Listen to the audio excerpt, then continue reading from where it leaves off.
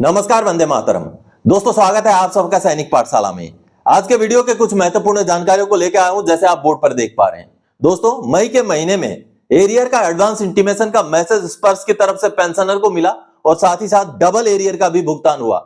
आगे इसके बारे में जानकारी दूंगा दोस्तों। और साथ ही माननीय कोर्ट ने एक ऐसा ऐतिहासिक फैसला सुनाया है जिसमें सरकारी रूल्स को भी दरकिनार करते हुए माननीय कोर्ट ने पेंशनर के फेवर में फैसला सुना दिया। बेहद ऐतिहासिक फैसला है। आगे माननीय कोर्ट का ऑर्डर भी दिखा के आपको समझाऊंगा। और साथ ही साथ दोस्तों, अभी अभी भारत और पाकिस्तान के बीच में एक छोटी सी जो लड़ाई हुई थी, उसमें दो अहम किरदार थे जिन्होंने भारत के पक्ष में काम किया, और यह बेहद बड़ी बात है, यह भारत की ताकत की बात है। इसके बारे में भी आगे बताऊंगा कि ये दो किरदार कौन से हैं। और साथ ही साथ दोस्तों, आपको बताऊंगा कि अगर आपको आपके जूनियर या साथ वाले से कम पेंशन मिल रहा है तो माननीय कोर्ट का एक ऐसा आदेश है जो आपको साथ वाले या आपके जूनियर के बराबर पेंशन दिला सकता है, पेमेंट दिला सकता है। यह भी माननीय कोर्ट का एक ऐतिहासिक फैसला है। इसके बारे में भी आगे जानेंगे आज के इस वीडियो में। तो चलिए इन्हीं विषयों को लेकर आगे बढ़ेंगे। आगे बढ़ने से पहले हमेशा की तरह मेरा आप सबसे आग्रह है, अगर सैनिक पाठशाला चैनल का वीडियो आप पहली बार देख रहे हैं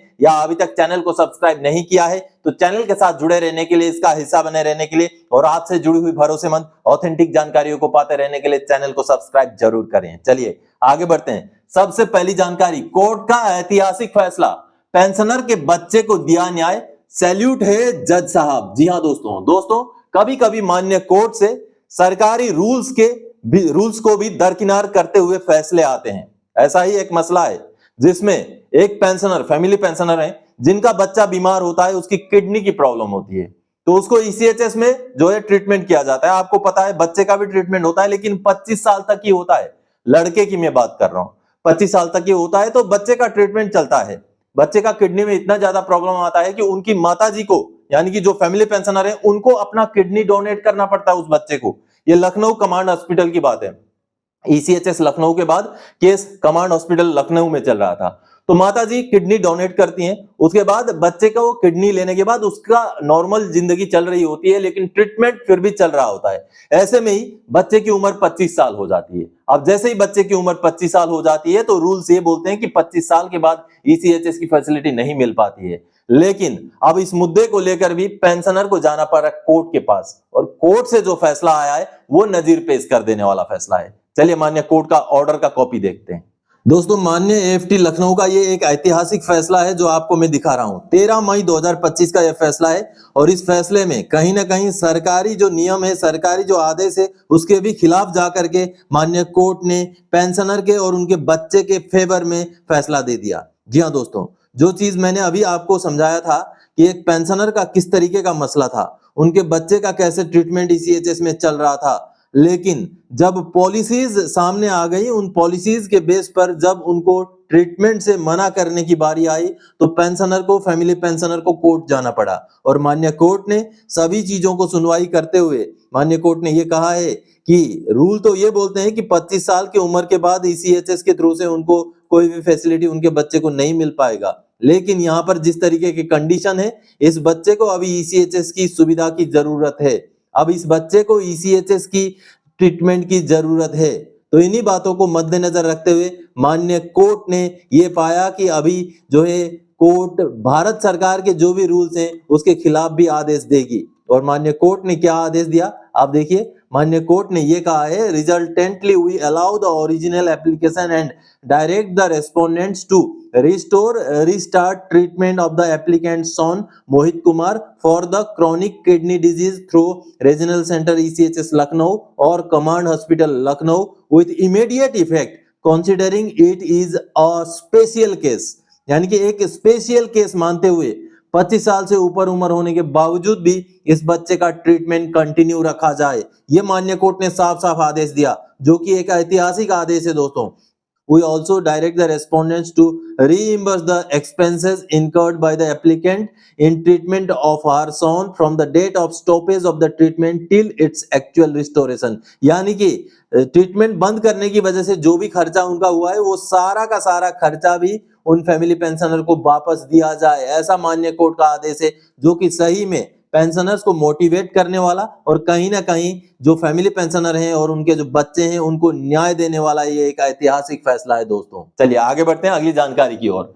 भारत की अंदरूनी काबिलियत ने पाकिस्तान को घुटने टेकने पर मजबूर कर दिया। जी हां, अभी जो कॉन्फ्लिक्ट भारत और पाकिस्तान के बीच में हुआ था, इसमें भारत ने तगड़ा अपनी बढ़त हासिल की थी। ऐसे में भारत ने जो बढ़त हासिल की थी दोस्तों, इसमें बढ़त क्या थी? पाकिस्तान की तरफ से भी हमले हुए थे, हवाई हमले हुए थे, भारत की तरफ से भी हुए थे। भारत के हमले अपने ठिकानों पर जहां भी हमले किए गए वहां तक पहुंच रहे थे, वहां जाकर के मिसाइलें फूट रही थी। लेकिन पाकिस्तान के हमले भारत तक नहीं पहुंच रहे थे, आकाश में ही ध्वस्त हो रहे थे। तो इसके पीछे दो बहुत बड़े हीरो हैं दोस्तों, और वो हीरो कौन से हैं शायद आपको पता हो ना हो। आपने S-400 के बारे में तो सुना होगा, मैं इसकी बात नहीं करने जा रहा हूं। S-400 एक ऐसा डिफेंस सिस्टम जिसको रूस से खरीदा गया था, इसने भी बहुत अहम किरदार निभाया है। लेकिन इसके अलावा भी दो ऐसे बड़े ताकत हैं जो भारत की ताकत है, अपनी ताकत है। ये भारत के लिए, भारतवासियों के लिए फक्र की बात है दोस्तों कि हमारे देश में ही डेवलप किए गए कुछ ऐसे सिस्टम जिन्होंने इस लड़ाई में एक अहम किरदार निभाया और पाकिस्तान के जो ड्रोन आ रहे थे, जो फाइटर्स आ रहे थे, जो मिसाइल आ रहे थे, उनको भी मार गिराया है। जी हां, इसमें से एक है आकाश तीर। जी हां, आकाश तीर एक ऐसा डिफेंस सिस्टम है जो भारत इलेक्ट्रॉनिक्स लिमिटेड, जिसके साथ करार हुआ था मार्च 2023 में, अभी फिलहाल 2 साल पहले की बात है। और मार्च 2023 में एक ऐसा ही defence system, air defence system बनाने को लेकर भारत इलेक्ट्रॉनिक्स लिमिटेड के साथ भारत सरकार का, रक्षा मंत्रालय का करार होता है और कुल मिलाकर के 107 डिफेंस सिस्टम डिलीवर कर दिए जाते हैं। टोटल बनने 455 है, बाकियों का डिलीवरी आगे आने वाले समय में होगा, लेकिन अभी तक 107 डिलीवर हो चुके थे। तो ये जो आकाश तीर सिस्टम है, इसने भी S-400 की तरह ही काम किया है। जैसे ही दुश्मन का गोला आता था या दुश्मन का मिसाइल आता था, यहां पर हमारा आकाश तीर एक्टिवेट हो जाता था। इसके जो नेविगेशन सिस्टम था, इसका जो रडार थे, वो एक्टिवेट हो जाते थे और पकड़ लेते थे कहां से आ रहा है, कितने डिस्टेंस में है, और यहां से अपना डिफेंस सिस्टम से रॉकेट छोड़ देते थे और उसको रास्ते पर ही फोड़ देते थे, जो बहुत बड़ी काबिलियत है भारत की। और भारत के अंदर ही बना हुआ ये डिफेंस सिस्टम है दोस्तों, जो भारत की काबिलियत को दर्शाता है। इसलिए हम सभी को, भारतवासियों को बधाई हो इस तरीके के डेवलपमेंट वाले काम करने के लिए, इस तरीके के खुद का डिफेंस सिस्टम बनाने के लिए। और साथ ही साथ और एक दूसरा सिस्टम था IRNSS, यानी कि दोस्तों Indian regional navigation satellite system. यह भी सैटेलाइट सिस्टम, इसकी जरूरत तब महसूस की गई जब कारगिल के युद्ध में जीपीएस ने भारत को धोखा दे दिया। जीपीएस के ऊपर निर्भर होने की वजह से भारत को सही सही सूचनाएं सही समय पर नहीं मिल पाई, जिस वजह से भारत में अपना ही नेविगेशन सिस्टम बनाने के लिए काम शुरू हुआ और यह काम अभी लगभग संपूर्ण हो चुका है। यानी कि IRNSS भारत का जीपीएस सिस्टम है, जो भारत के साथ साथ भारत के चारों ओर लगभग 1500 किलोमीटर के जो एरिया है, उस एरिया को कवर करता है। इसके बहुत सारे सैटेलाइट्स हैं जो अंतरिक्ष में छोड़े गए हैं, जिसको पहली बार छोड़ा गया था 2013 में। 1 जुलाई 2013 को पहला सैटेलाइट IRNSS का छोड़ा गया था। उसके बाद अभी जो आखिरी सैटेलाइट छोड़ा गया है वो 12 अप्रैल 2018 को छोड़ा गया है। यानी कि बहुत सारे सैटेलाइट जो है IRNSS के, जो वो भारत के ऊपर जो है अंतरिक्ष में घूम रहे हैं, जो भारत के साथ साथ भारत के 1500 किलोमीटर रेडियस एरिया को भी कवर करते हैं। ये बहुत बड़ी बात है और इसी सिस्टम की वजह से कहां क्या हलचल हो रहा है वो भारत को पता चल जाता है। ये तो भारत की ताकत है, यही भारत की ताकत है, यही ताकत में अब भारत विकसित हो रहा है।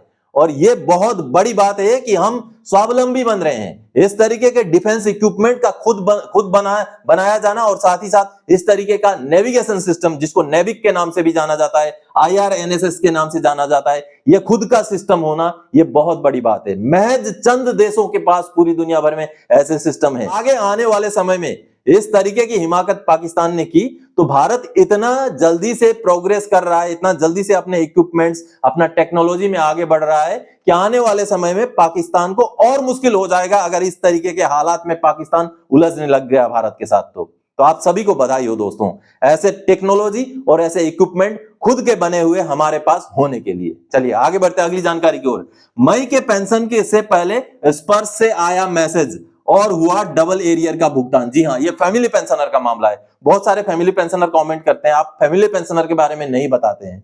तो फैमिली पेंशनर का ही मामला है। फैमिली पेंशनर से रिकवरी कर लिया गया था, उनका पेंशन भी सही नहीं मिल रहा था, उनका अभी अभी पीपीओ जारी किया गया सैनिक पाठशाला के साथ जुड़ने की वजह से। अब ये सामने देखिए, ये पीपीओ जारी किया गया है, ये फैमिली पेंशनर का पीपीओ है, ये अभी अभी हाल ही में जारी किया गया पीपीओ है, 14 मई 2025 को जारी किया गया पीपीओ है। इसके बाद इन पेंशनर को डबल एरियर का भुगतान होता है दोस्तों। एक बार इनको एरियर मिलता है 13,428, दूसरी बार मिलता है 57,781, कुल मिलाकर 71,209 रुपए का एरियर इन पेंशनर को भुगतान हो जाता है। और अभी अभी मई के महीने में और स्पर्श से इसका मैसेज भी आता है, ये जो आप मैसेज देखिए, ये दोनों एरियर्स का मैसेज पेंशनर को आया और कुल मिलाकर 71,000 से भी ऊपर का एरियर का भुगतान मई के महीने में पेंशनर को हो गया, जो कि बड़ी बात है, सैनिक पाठशाला के साथ जुड़ने की वजह से हुआ है। अब इनका जो रिकवरी हुआ है उसको लेकर भी कार्रवाई चल रही है, रिकवरी का पैसा भी इनको वापस मिलना चाहिए। तो सैनिक पाठशाला के साथ जुड़े रहिए। अगर मेरा व्हाट्सएप नंबर आपके पास नहीं है तो आप चैनल को ज्वाइन कीजिए, आपको व्हाट्सएप नंबर मिल जाएगा, फिर आप मुझसे मैसेज कर सकते हैं, आपकी जो भी पेंशन से जुड़ी हुई समस्या है उसको डिस्कस कर सकते हैं। चलिए आगे बढ़ते हैं अगली जानकारी की ओर। और महत्वपूर्ण जानकारी है, आपका पेंशन साथ वाले या जूनियर से कम नहीं हो सकता, दोबारा से फिक्स होगा कोर्ट। जी हां, माननीय कोर्ट का ही फैसला है ये भी।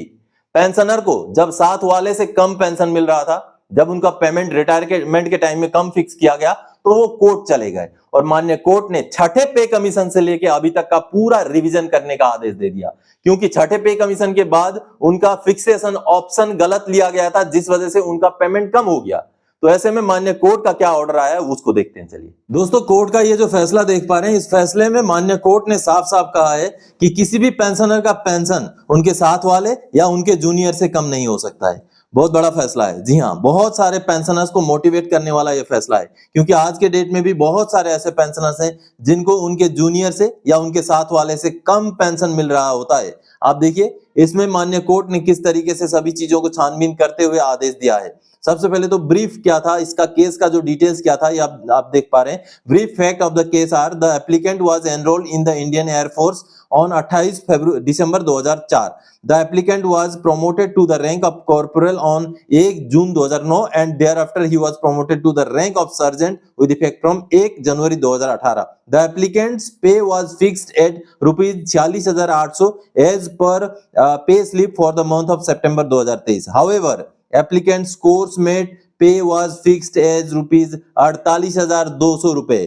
Thus, his course mate was drawing more basic pay than the applicant. यानी कि कोर्ट ने यहां पर डिटेल्स दिया है कि इनका केस क्या है। इनका केस ये है कि उनको समय से प्रमोशन वगैरह हो गया, लेकिन उनके जो साथ वाले थे उनसे उनका जो पेमेंट है, आप देखिए यहां पर लगभग 1400 रुपए की पेमेंट में कमी थी। यानी कि इस बात से दुखी होते हुए एप्लीकेंट ने इस एप्लीकेशन को फाइल किया है। आगे देखिए सभी चीजों को जो है यहाँ पर डिस्कस किया गया है, कुछ पुराने केसेस भी यहाँ पर डिस्कस किए गए हैं दोस्तों। और माननीय कोर्ट ने यह पाया कि गलत फिक्सेशन जो किया गया है, बेशक पेंशनर ने अपना ऑप्शन चूज नहीं किया, नहीं सिलेक्ट किया, लेकिन डिपार्टमेंट का पीओआर का ये काम था कि उनका सही ऑप्शन सिलेक्ट करके उनको सही बढ़ोतरी दी जाए। तो माननीय कोर्ट ने सभी चीजों को मद्देनजर रखते हुए देखिए क्या फैसला दिया है। In view of the above, original application is allowed, the respondents are directed to refix basic pay of the applicant with effect from 1 January 2006, giving benefit of fixation of basic pay on promotion as per 6 CPC, ensuring that more beneficial option is allowed to the applicant and to refix his basic pay on all subsequent promotions to the rank of corporal and sergeant, so that applicant's pay is fixed not less than his course mate / entry mate. Payment सही fixation कीजिए, उसी हिसाब से उनका pension को भी बढ़ाइए। तो बहुत बड़ा आदेश है। इस तरीके के बहुत सारे केसेस होते हैं दोस्तों, जहां पर पेंशनर्स को उनके साथ वाले या उनके जूनियर से भी कम पेंशन मिल रहा होता है। तो उनके लिए एक एग्जाम्पल के तौर पर ये केस को आप स्टडी कर सकते हैं दोस्तों। अगर आपको भी साथ वाले से या जूनियर से कम पेंशन मिल रहा है, कम पेमेंट मिल रहा है, तो आप भी कार्रवाई कर सकते हैं, आप भी मान्य कोर्ट के पास जा सकते हैं, लेकिन आपके पास जस्टिफाइड डॉक्यूमेंट्स होने चाहिए। साथ वाला जो है वो आपका ट्रेड का, आपका साथ वाला ही होना चाहिए। आप कहीं दूसरे कोर का, दूसरा रैंक का बंदे के साथ कंपेयर नहीं कर सकते। आपका साथ का भर्ती, साथ का प्रमोशन उस तरीके के बंदे के साथ कंपेयर कीजिए। अगर आपका पेमेंट या पेंशन कम मिल रहा है तो आपकी भी पेंशन पेमेंट में बढ़ोतरी हो सकती है दोस्तों, जिस तरीके से अभी आपने कोर्ट का केस का ऑर्डर देखा दोस्तों। तो दोस्तों आज के इस वीडियो में इन्हीं जानकारियों के साथ आया था। आगे और कोई जानकारीदायक आपसे सरोकार रखने वाला विषय लेके मैं फिर से हाजिर हो जाऊंगा। तब तक के लिए जय हिंद दोस्तों।